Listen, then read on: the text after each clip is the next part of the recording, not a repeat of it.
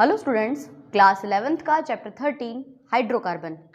आज हाइड्रोकार्बन का हम अगला पार्ट देखेंगे और लगभग कोशिश करेंगे कि आज ये चैप्टर आपका पूरा कंप्लीट हो जाए, क्योंकि सिर्फ दो टॉपिक्स बचे हैं, एल्काइन और बेंजीन यानी एरोमेटिक हाइड्रोकार्बन्स। तो एल्काइन में कोई विशेष ऐसे रिएक्शंस नहीं है, एक दो अभिक्रिया ही काम की है। हाँ, एक प्रश्न पूछते हैं कि एल्काइन की अम्लीय प्रकृति को समझाइए, वो समझ लो आप लोग।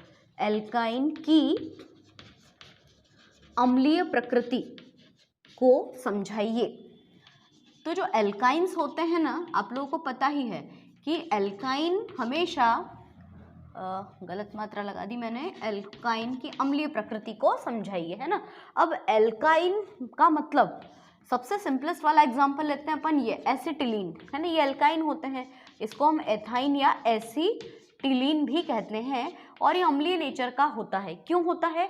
क्योंकि अम्ल वो होते हैं जो क्या करते हैं, आवेशित होकर मतलब आयनित होकर धन आयन और ऋण आयन में बदल जाते हैं। तो जब इस एसिटिलीन का आयनन करोगे तो ये हाइड्रोजन प्लस आयन देगा, ये H प्लस निकल जाएगा, तो बचेगा क्या, HC ट्रिपल बॉन्ड C, इसके ऊपर माइनस आयन, और इसको बोलते हैं एसिटिलॉइड, है ना। ये जो बचा हुआ शेष ऋण आयन होता है इसको हम एसिटिलॉइड कहते हैं। तो प्रोटॉन देने के कारण, है ना, धन आयन देने के कारण या प्रोटॉन त्यागने के कारण ये अम्लीय प्रकृति का होता है। और ये प्रोटॉन क्यों त्यागता है, उसके पीछे कारण ये है कि ये जो कार्बन परमाणु है वो इस साझे के इलेक्ट्रॉन युग्मों को अपनी तरफ खींचता है, जिसके कारण ये हाइड्रोजन परमाणु को त्यागना पड़ता है। ये मैंने आप लोगों को विद्युत ऋणात्मकता वाला जो टॉपिक है पार्ट 3 में जो दिया गया था उसमें उसको पूरा डिटेल में समझाया है कि विद्युत ऋणात्मकता क्या होती है। तो अभी तो आप ऐसे जान लो कि कार्बन परमाणु जो है और हाइड्रोजन परमाणु, इनके बीच में सहसंयोजक बंध है।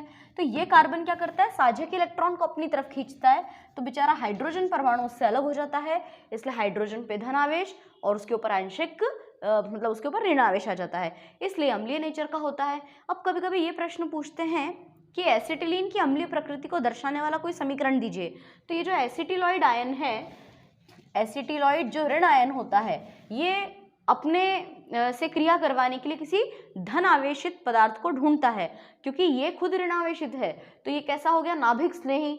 तो ये नाभिक स्नेही अभिक्रिया कैसे देगा कि ये एसिटिलीन चाहेगा कि भाई इससे कोई आकर HC ट्रिपल बॉन्ड C, इस पर माइनस चार्ज है, ये चाहता है कि मुझसे सोडियम धातु आयन आकर क्रिया करे, तो ये दोनों मिलकर बना लेते हैं HC triple bond C Na, है ना। तो इसका नाम हो जाता है सोडियम एसिटिलॉइड, है ना। इसका नाम क्या होगा, सोडियम एसिटिलॉइड। और अगर मान लीजिए कि ये एसिटिलीन दोनों ही हाइड्रोजन को त्याग दे, तब ये दो सोडियम धातुओं से क्रिया कर सकता है ना। जैसे आपकी बुक में बताया गया है कि ये दो क्रियाएं भी कर सकता है। कैसे, देखो, CH triple bond CH plus दो धन आयन या दो सोडियम के अणु, तो पता है क्या हो जाएगा, ये हो जाएगा NaC triple bond C Na, और बदले में H2 इस क्रिया में रिमूव हुआ, तो इसका नाम डायसोडियम एथेनॉइड या डायसोडियम एसिटिलॉइड होता है। डायसोडियम एथेनॉइड, है ना।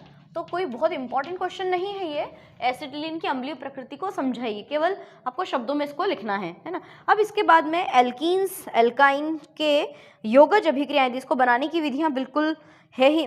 कैल्शियम कार्बाइड के साथ में इसकी क्रिया दी है, एकमात्र विधि कि कैल्शियम कार्बाइड से एसिटिलीन कैसे प्राप्त करोगे, एल्काइन का विरचन कैसे होता है। तो एल्काइन के विरचन की एक विधि है कि जब कैल्शियम कार्बाइड का जल अपघटन कराते हैं, जल अपघटन यानी कि जल के दो अणुओं से क्रिया कराते हैं, एल्काइन की जल के दो अणुओं से क्रिया होती है, तो ये बन गया, मैंने क्या गलत शब्द बोला ना, एल्काइन नहीं, एल्काइन बनाने के लिए कैल्शियम कार्बाइड का जब जल अपघटन कराते हैं तो बन जाता है C2H2 यानी एसिटिलीन, और बदले में मुक्त होता है CaOH का होल ट्वाइस यानी कैल्शियम हाइड्रोक्साइड इस क्रिया में मुक्त होता है। तो ये बहुत महत्वपूर्ण है।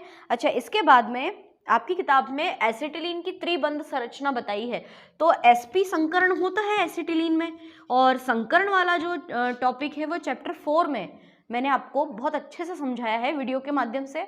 आप चैप्टर 4 की संकरण वाली वीडियोस देखिए, उसमें एसिटिलीन की स्ट्रक्चर को मैंने पूरा क्लियर करके समझाया है। अभी फिलहाल हमको इस चैप्टर में नहीं पढ़ना है। तो कैल्शियम कार्बाइड से इसका विरचन हो गया, अब इसके रासायनिक गुणधर्म में सबसे पहले बताया डायहाइड्रोजन का संयोग, है ना। डायहाइड्रोजन का संयोग कैसे होगा, देखो CH ट्रिपल बॉन्ड CH, इसकी क्रिया पहले H2 से करा दो, किसकी उपस्थिति में कराते हैं, पैलेडियम, प्लेटिनम, निकिल, किसी की भी उपस्थिति में करा दो, तो दोनों के पास एक एक H जुड़ जाएंगे, तो क्या बनेगा CH2 double bond CH2।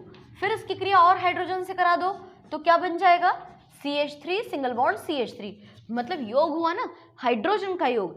Alkyne पर हाइड्रोजन का योग होता है तो पहले एल्कीन बनते हैं, और एल्कीन पर हाइड्रोजन का योग होता है तो एल्केन्स बनते हैं, यानी इस क्रिया में एथेन बन गया।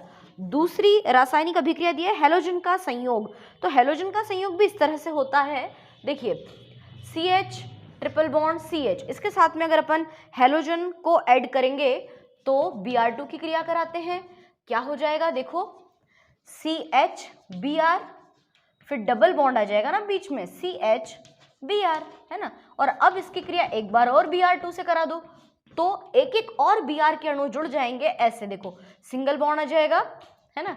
ये कार्बन की संयोजकता ऐसी होती है, तो एक एक तो हाइड्रोजन है इसके साथ में और दो दो क्या है Br, है ना। तो ये क्या बन गया आपका 1122 डाइब्रोमोएथेन, ये इसका नाम होगा। इस प्रकार से ये 1122 टेट्राब्रोमोएथेन इसका यूपीएससी नाम होगा। तो ये रिएक्शन कोई इतनी ज़्यादा इंपॉर्टेंट नहीं है, है ना। फिर अगला बताया गया है हाइड्रोजन हैलाइड का संयोजन। हाइड्रोजन हैलाइड का संयोजन कैसे होगा, तीसरी reaction CH triple bond CH की क्रिया कराते हैं मान लो HBr से, तो क्या होगा, एक यहाँ पे H एक यहाँ Br, तो ये बन जाएगा CH2 double bond CH Br, और एक बार और HBr का योग करा दो तो इस बार इसके पास H इसके पास Br, तो ये क्या बन जाएगा CH2Br और CH2Br। आपको लग रहा होगा इतना फास्ट मूवमेंट से क्यों रिएक्शंस बताए जा रहे हैं, क्योंकि बिल्कुल भी इंपॉर्टेंट नहीं है, ये रासायनिक गुणधर्म के रूप में तो पूछे ही नहीं जाते हैं।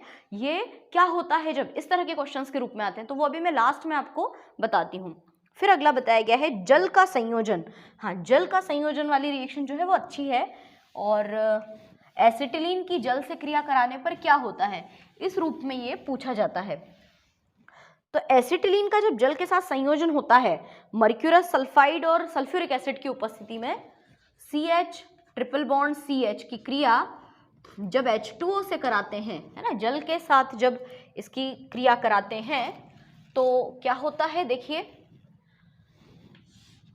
1% मर्क्यूरस सल्फेट और 42% सल्फ्यूरिक एसिड की उपस्थिति में जब ये योग होता है तो इसके पास H और इसके पास OH आ जाएगा, है ना। तो यहाँ पे देखो क्या क्रिया होगी, थोड़ी लंबी रिएक्शन है इसलिए इन सबको हटाना पड़ेगा यहाँ से, है ना। क्या क्रिया होगी, देखो यहाँ पे क्या हो जाएगा CH2, फिर ट्रिपल बॉन्ड है ना CH, और ये यहाँ से बॉन्ड उठ के आ गया OH, इसको बोलते हैं वाइनिल अल्कोहल, है ना। CH2 डबल बॉन्ड CH को इतने को बोलते हैं वन वाइनिल, और OH को क्या बोलेंगे, अल्कोहल, वाइनिल अल्कोहल। अब इस वाइनिल अल्कोहल का पुनर्विन्यास होगा, पुनर्विन्यास का मतलब ये H इसके साथ जुड़ जाएगा तो ये हो जाएगा CH3CHO, ये क्या बन गया आपका एसिटल्डिहाइड या फिर एथिनॉल। तो ये रिएक्शन ज़्यादा इंपॉर्टेंट है, ये पूछते हैं, है ना। अब जो आती है इस चैप्टर की इंपॉर्टेंट रिएक्शन, मतलब एल्काइन वाली इंपॉर्टेंट,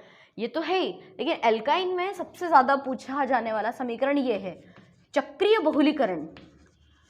पिछली वीडियो में मैंने आपको बहुलीकरण समझाया था, है ना, लेकिन एल्काइंस जो होते हैं वो रेखीय और चक्रीय दोनों प्रकार के बहुलीकरण देते हैं।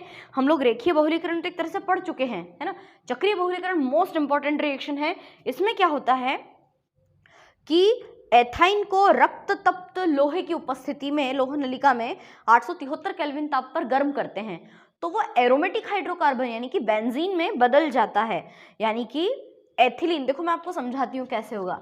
एसिटिलीन के 3 अणु, है ना, और इसको आप बहुलीकृत कर दो रक्त तप्त लोह नलिका में, है ना, रक्त तप्त लोह नलिका में, और 873 केल्विन ताप पे आप इसको जब गर्म करोगे तो आपका बन जाएगा बेंजीन C6H6, या आप इसको ऐसे भी लिख सकते हो बेंजीन रिंग के फॉर्म में, है ना।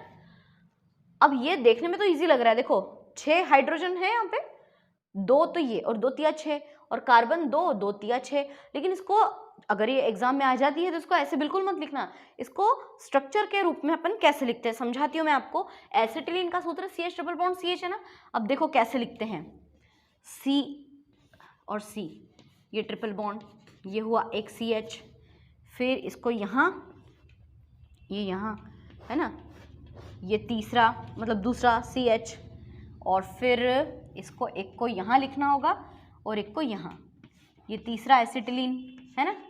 कितने एसिटिलीन हो गए ये 3 एसिटिलीन हो गए। इन 3 एसिटिलीन के अणुओं को जब आप रक्त तप्त लोह नलिका की उपस्थिति में 873 केल्विन ताप पे गर्म करोगे तो बहुलीकरण की क्रिया होगी, और देखो ये बॉन्ड यहाँ शिफ्ट हो जाएगा और ये वाला बॉन्ड यहाँ शिफ्ट होगा और ये बॉन्ड यहाँ पे शिफ्ट होगा।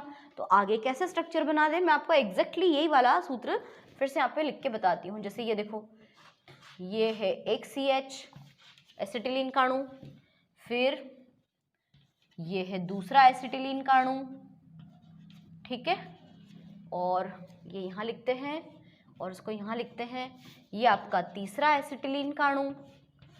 अब क्या करना है आपको, बॉन्ड शिफ्ट करना है। क्या लिखा, इसको मिटा के कहाँ लिख दो, यहाँ पे, इसको मिटा के यहाँ लिख दो और इसको मिटा के यहाँ लिख दो, बन गया ना बेंजीन। ऐसी तो होती है बेंजीन रिंग, अपन लोग जनरली बेंजीन रिंग ऐसे नहीं बनाते हैं, ये ऐसे है ना, अल्टरनेट बॉन्ड।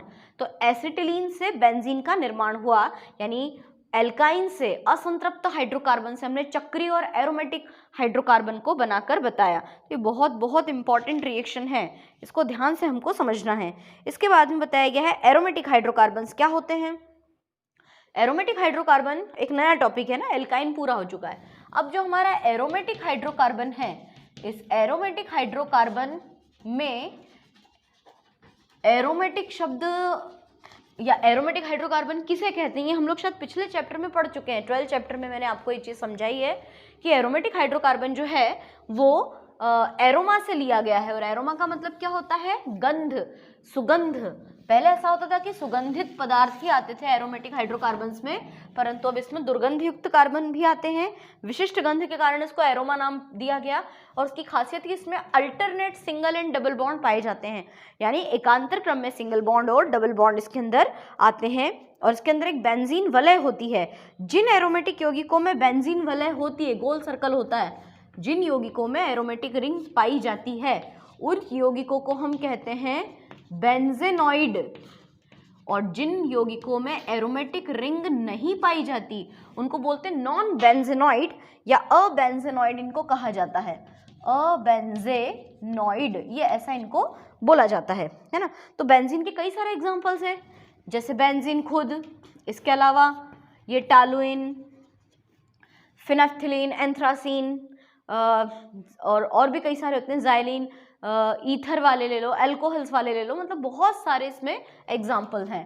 तो ये भी बहुत इजी और आसान टॉपिक है ना। एरोमेटिक हाइड्रोकार्बन हम पिछले पार्ट में पढ़ चुके हैं, तो वहाँ से आपको उसका आंसर प्रॉपरली मिल जाएगा।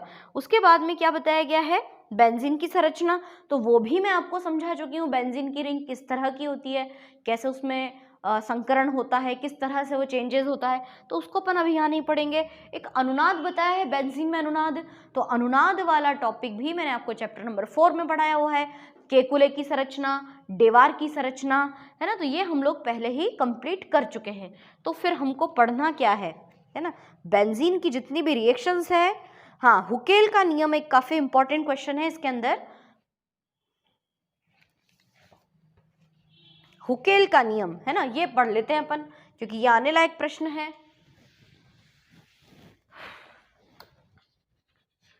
हुकेल का नियम, इस हुकेल के नियम को अपन कहते हैं 4n+2 पाई, 4n+2 पाई का नियम। ये क्या चीज है, तो ऐसे यौगिक जिनमें एरोमेटिक गुण पाए जाते हैं, एरोमेटिक गुण यानी कि जिनमें अंदर रिंग होती है, या यूं कह लो कि ऐसे यौगिक जिनके अंदर एकांतर क्रम में एकल बंध और द्विबंध पाए जाते हैं, उनको एरोमेटिक यौगिक कहते हैं, उनको बेंजेनॉइड यौगिक कहते हैं। और ये जो गुण होता है वो एरोमेटिकता कहलाता है। एरोमेटिकता के गुण को समझाने के लिए हुकेल नाम के वैज्ञानिक ने 4n+2 पाई का नियम दिया, और ये स्पेशली इन एरोमेटिक यौगिकों में ही पाया जाता है। और यहाँ पे 4n+2 का मतलब n के स्थान पे 1, 2, 3 रखने पर आपको यहाँ पे पाई बंध की संख्या का पता आसानी से चल जाता है। तो कैसे चलता है समझते हैं अपन। जैसे बेंजीन है ना,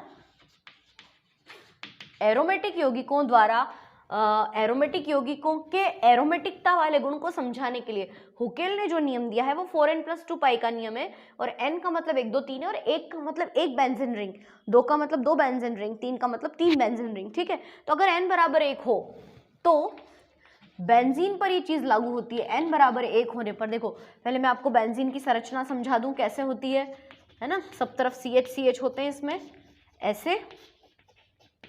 ऐसे बॉन्डिंग होती है ना।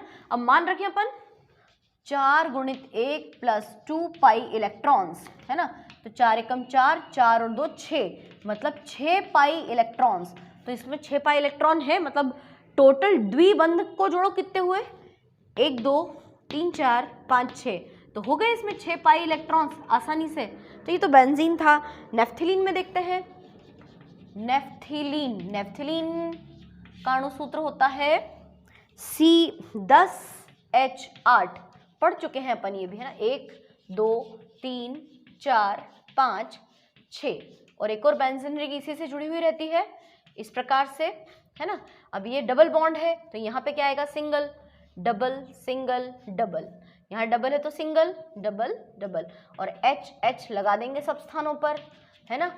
H कहाँ पर नहीं आएगा, इन दोनों पे, क्योंकि इसकी संयोजकता 4 कंप्लीट है। तो यहाँ पे अगर अपन मान रखें 4n+2 पाई इलेक्ट्रॉन, तो n के स्थान पे यहाँ पे आपको कितनी बेंजीन रिंग दिख रही है, n बराबर 2 है। तो 4 दूनी 8 और 2, 8 और 2 10 पाई इलेक्ट्रॉन।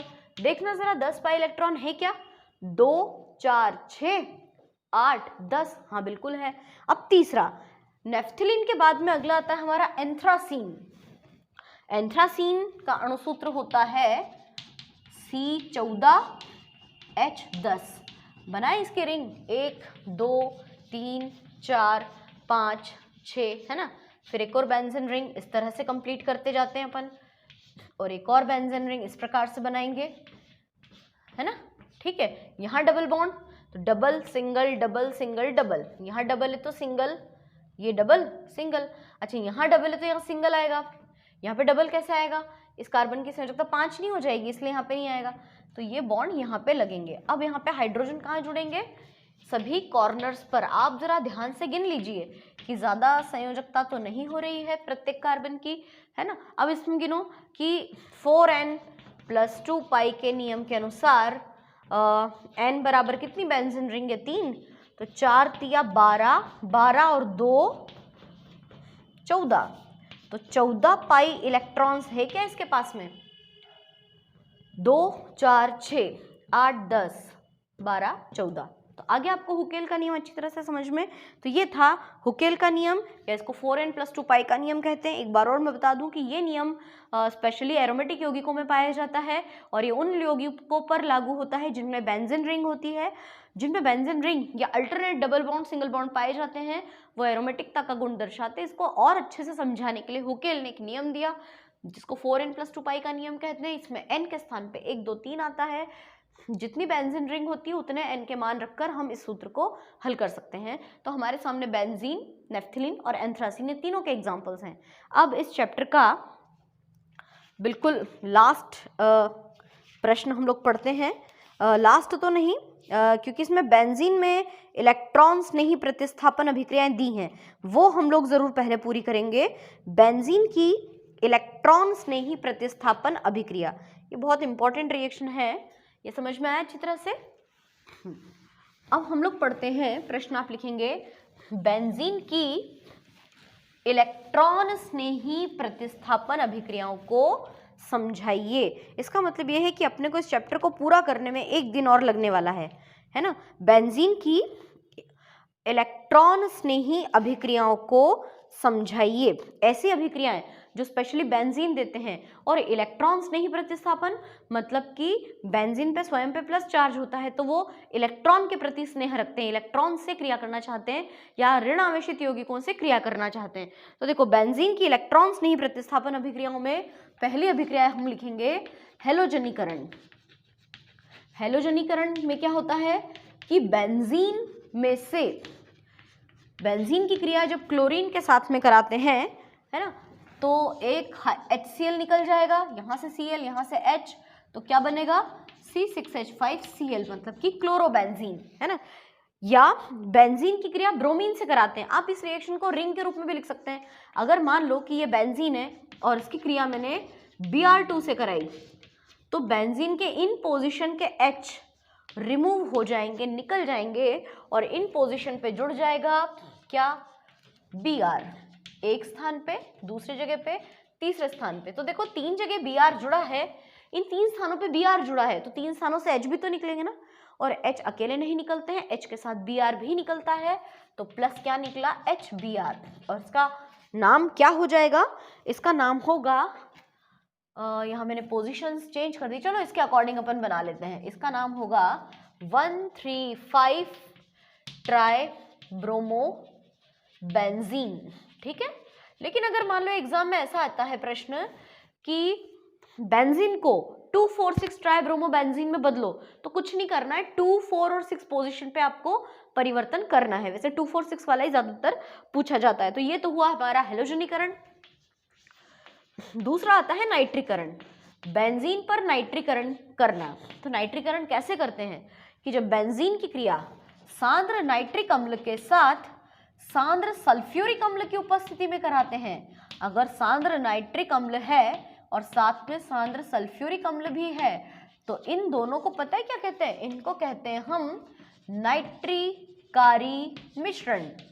क्या कहेंगे हम इनको, नाइट्रिकारी मिश्रण, ठीक है। तो जब बेंजीन की क्रिया नाइट्रिक अम्ल के साथ कराते हैं, देखिए ये बेंजीन है ना, इसकी क्रिया करा दो HNO2 के HNO3 के साथ, लेकिन यहाँ पे हम HNO3 को ऐसे भी लिख सकते हैं HONO2, है ना, HNO3 के कितने अणु ले लें हम, 3, ठीक है, 3 बार हम क्रिया करवा रहे हैं, जैसे Br2 के भी आगे 3 लिया था ना। अब यहाँ पे क्या होगा, 2, 4, 6 इन पोजीशन के हाइड्रोजन हटाने, अब हाइड्रोजन इस H के साथ H2O के रूप में निकलेगा, ये H2O के रूप में निकलेगा, और ये भी, मतलब ये 3 क्या निकल गया, H2O, है ना। बेंजीन की क्रिया नाइट्रिक अम्ल के साथ कराते हैं सांद्र सल्फ्यूरिक अम्ल की उपस्थिति में, तो क्या बन जाता है पता है, यहाँ बन जाएगा 2, 4, 6 पे NO2 group, tri nitro benzene, और पानी के कितने अणु निकले इस क्रिया में, देखो 3 पानी के अणु, तो 3H2 इसमें रिमूव हो जाएगा, इसको बोलते हैं TNB, ट्राई नाइट्रो बेंजीन। ऐसे ट्राई नाइट्रो टॉलुइन भी हम लोग बना सकते हैं। अब एक और अभिक्रिया बताई गई है, कौन सी, नाइट्रीकरण हो गया, सल्फोनीकरण।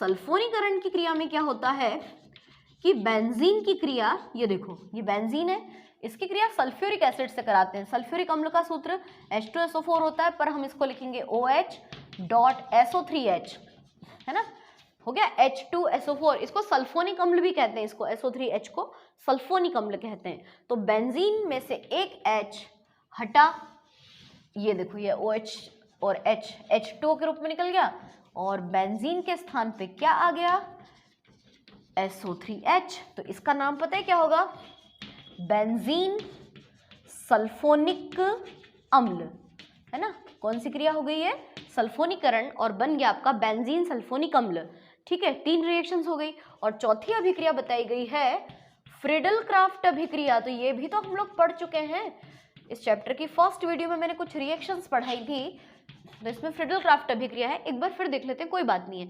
जब बेंजीन की क्रिया, देखो जब बेंजीन की क्रिया मेथिल क्लोराइड CH3Cl के साथ निर्जल AlCl3 की उपस्थिति में कराते हैं, तो बेंजीन का हाइड्रोजन तो निकल जाता है HCl के रूप में, और हाइड्रोजन के स्थान पे किसका प्रतिस्थापन हो गया, CH3 का, है ना। इसको हम क्या कह देते हैं, टॉलुइन। तो ये प्रश्न ऐसे भी आ सकता है कि बेंजीन को टॉलुइन में आप कैसे परिवर्तित करोगे। तो ये हो गई बेंजीन की नाभिक स्नेही अभिक्रियाएं। अगर एग्जाम में आता है कि बेंजीन की नाभिक स्नेही अभिक्रियाओं का सिर्फ समीकरण दीजिए, तो ये छाप देना पूरा ऐसे कैसे, ठीक है। और मान लो कोई दो रिएक्शंस पूछ ले तो आपको जो ठीक लगती है आप उसके बारे में लिख सकते हैं। तो ये तो हो गई हमारी बेंजीन की नाभिक इलेक्ट्रॉन स्नेही प्रतिस्थापन अभिक्रियाएं। अब एक प्रश्न और पढ़ते हैं। अगला प्रश्न है, लिखो बेंजीन रिंग की संरचना के लिए, है ना, प्रश्न को ध्यान से सुनना और लिखना। बेंजीन रिंग की संरचना के लिए केकुले द्वारा प्रस्तुत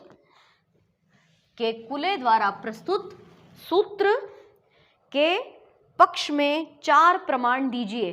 तो जो केकुले था ना, उसने बेंजीन की अलग अलग तरह की संरचनाएं बताई थी। उसने बताया था कि बेंजीन के अंदर भैया एक एक इलेक्ट्रॉन प्रेजेंट होता है और वो इलेक्ट्रॉन क्या करता है, अल्टरनेट बॉन्डिंग करता है। या तो ऐसे कर लेता है या फिर कैसे बॉन्डिंग करता है, ये इस तरह भी कर सकता है कि ये बॉन्ड ऐसे जुड़ गए।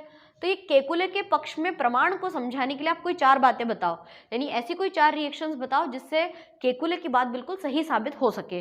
तो सिर्फ समीकरण के रूप में हम लिखेंगे। पहला बताया गया है केकुले के पक्ष में प्रमाण की हाइड्रोजनीकरण अभिक्रिया, मतलब बेंजीन की क्रिया हाइड्रोजन से करा दो। तो हाइड्रोजन जब उसमें ऐड हो जाएंगे, देखो जरा, और हाँ, इस रिएक्शन में हमको बेंजीन को ऐसे केकुले वाली स्टाइल में लिखना पड़ेगा, गोल सर्कल नहीं बनाएंगे अपन अंदर, है ना। ये देखो ये बेंजीन है, ठीक है। इसका करा दो अपचयन, इसकी हाइड्रोजन से क्रिया करा दो निकिल धातु की उपस्थिति में। निकिल धातु की उपस्थिति में जब इसकी क्रिया होती है तो जो युग्म बंध दिए हैं, युग्म बंध यानी कि ये डबल बॉन्ड है ना, इन पे जाके जब हाइड्रोजन ऐड होगा तो बॉन्ड हट जाएंगे ना। इससे ये साबित होगा कि हाँ भाई बेंजीन में रिंग था पहले और अब नहीं है। 6 हाइड्रोजन के परमाणु हैं। तो ये देखो मैं समझाती हूँ कैसे ये होगा। पहले तो हम लोग ये बॉन्ड लगा लें। अब क्या था, एक H था, अब 6 एक और करके H जोड़ दो, तो ये क्या हो जाएगा, CH2 CH2 CH2 CH2। तो भैया बेंजीन की में कार्बन की संयोजकता 5-5 नहीं होगी। तो इन युग्म बंधों को आपको हटाना पड़ेगा, है ना। मतलब ये युग्म बंध कैसे हटेंगे पता है, ये ऐसे हटेंगे। ये बॉन्ड यहाँ से निकला, ये ऐसे एक मान लो एक H तो पहले से ही है, ये हटा, ये यहाँ बॉन्ड लगा, है ना, ये हटा, ये बॉन्ड लगा, ये हटा, है ना, और यहाँ पे एक समझ गए। तो एक H यहाँ पे ऐड हो जाते हैं। हम इसको ऐसे भी लिख सकते हैं CH2 CH2। और एक बहुत ही बढ़िया एग्जाम्पल बताती हूँ मैं आपको, आप इसको ऐसे भी लिख सकते हो कि बेंजीन प्लस 3H2 से बन गया आपका साइक्लोहेक्सेन। अंदर सर्कल मत बनाना, लेकिन समझने के लिए ये वाली रिएक्शन ज्यादा अच्छी है। क्लोरीनीकरण अगली अभिक्रिया, इसको हम लोग हेलोजनीकरण भी कहते हैं।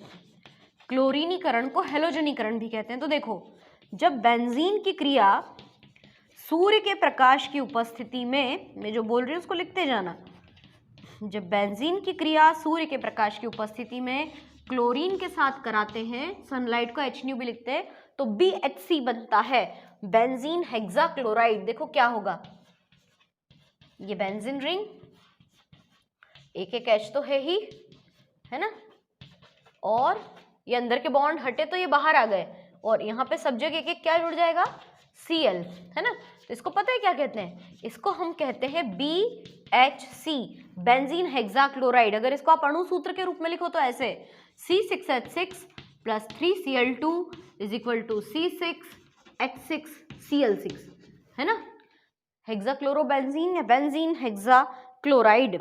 और केकुले के पक्ष में प्रमाण को समझाने के लिए एक और अभिक्रिया है बहुलीकरण, है ना। तीसरी अभिक्रिया बहुलीकरण, जो मैंने अभी जस्ट 2 मिनट पहले समझाई थी आपको, वो एसिटिलीन वाली, है ना। एसिटिलीन के 3 अणु ले लो और यहाँ पे बेंजीन रिंग बना दो। याद आया? अब मैं अभी वापस दोबारा अच्छे से नहीं समझा रही हूँ, मैंने स्टार्टिंग में चक्रीय बहुलीकरण समझाया था, तो ये वही क्रिया है। और अब चौथी अभिक्रिया जिसको हम कहते हैं ओजोनीकरण, ओजोनी अपघटन, है ना। ये भी बेंजीन के अंदर पॉसिबल है।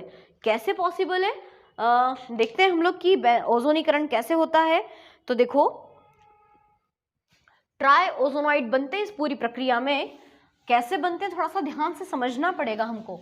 ओजोनीकरण वैसे हम लोगों ने एल्कीन्स में पढ़ा हुआ है, लेकिन बेंजीन में ओजोनीकरण कैसे, देखो जैसे ये बेंजीन है, चलो यहीं से स्टार्ट करते हैं ना हम लोग, इतना हमको लिखना नहीं पड़ेगा। ये बेंजीन है ना, इसकी क्रिया करा देते हैं अपन ओजोन के साथ में। हेडिंग भी डाल देते हैं हम लोग यहाँ ऊपर, ओजोनीकरण आखिरी रिएक्शन है आज की,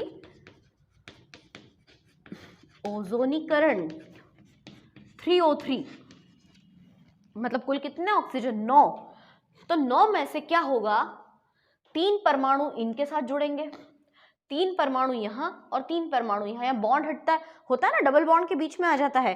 तो ये देखो कैसे बनेगा, ये देखो पहले तो मैं ये बना दूं कार्बन, है ना, जो बॉन्ड यहाँ था वो यहाँ से हटा, यहाँ CH है, यहाँ CH है, तो एक तो बनेगा यहाँ पर O, है ना, एक यहाँ O और एक O, ये ऐसे, एक यहाँ बॉन्ड था और H था, तो यहाँ से बॉन्ड हटा, O O, ये O, ओजोनाइड होता है। यहाँ पर भी एक एक H है, यहाँ का बॉन्ड हटा, ये ऑक्सीजन, एक ऑक्सीजन यहाँ और एक ऑक्सीजन यहाँ, इसको बोलते हैं अपन ट्राइओजोनाइड, है ना, ट्राइओजोनाइड बोलते हैं। और इस ट्राइओजोनाइड की क्रिया जल से करा दो, H2O के 3 अणुओं से, 1 2 3, 3 H2O के अणुओं से करा दो इसकी क्रिया। देखो मैंने यहाँ समीकरण के लिए तीर का चिन्ह नहीं बनाया, तो यहाँ पे ग्लाइऑक्सिल बन जाता है। ग्लाइऑक्सिल का सूत्र होता है CHO सिंगल बॉन्ड CHO के 3 बार अणु बनेंगे, 3 बार मतलब CHO CHO 1 बार 2 बार और 3 बार। देखो कैसे समझाती हूँ मैं कैसे। अच्छा इसको ऐसे ना लिखते अपन, डायरेक्ट भी तो लिख सकते हैं, H2O H2O H2O ऐसे भी लिख सकते हैं। तो कैसे बना CHO CHO, देखो CHO का एक अणु, तो ये ऑक्सीजन बच रहा है, ये वाला बच रहा है। ऐसे ही CHO का एक अणु, CHO का एक अणु, तो ये वाला ऑक्सीजन बच रहा है। और इसी तरह से ये CHO और ये CHO, तो ये ऑक्सीजन बच रहा है। यानी 3 बार CHO तो हो गया, जिसका नाम है ग्लाइऑक्सिल, इसको बोलते हैं हम लोग ग्लाइऑक्सिल। और प्लस क्या होगा इस क्रिया में, ग्लाइऑक्सिल तो आपका बन चुका है, लेकिन इस क्रिया में आपको H2O2 भी निकालना है, हाइड्रोजन पेरोक्साइड भी निकालना है। तो कितने H2O2 निकलेंगे पता है, देखो H2O2 और H2O और वो वाला O2, मतलब कि कुल 3 प्रकार के H2O2 इस क्रिया में निकलते हैं। तो ये ट्राइओजोनाइड भी बनता है, तो ये ओजोनीकरण वाली अभिक्रिया है। मान लो एग्जाम में आता है कि बेंजीन रिंग को समझाने के लिए केकुले के पक्ष में जो प्रमाण दिए गए उनको आप साबित कैसे करोगे, तो उनको हमने 4 अभिक्रियाओं द्वारा साबित किया। कौन कौन सी 4 अभिक्रियाएं, हाइड्रोजनीकरण, हेलोजनीकरण, बहुलीकरण और ये ओजोनीकरण। तो लगभग ये आपका चैप्टर खत्म। मात्र एक क्वेश्चन और बचा है, क्या होता है जब कैसे परिवर्तन करोगे, तो उसको अपन नेक्स्ट वीडियो में कंप्लीट कर लेंगे।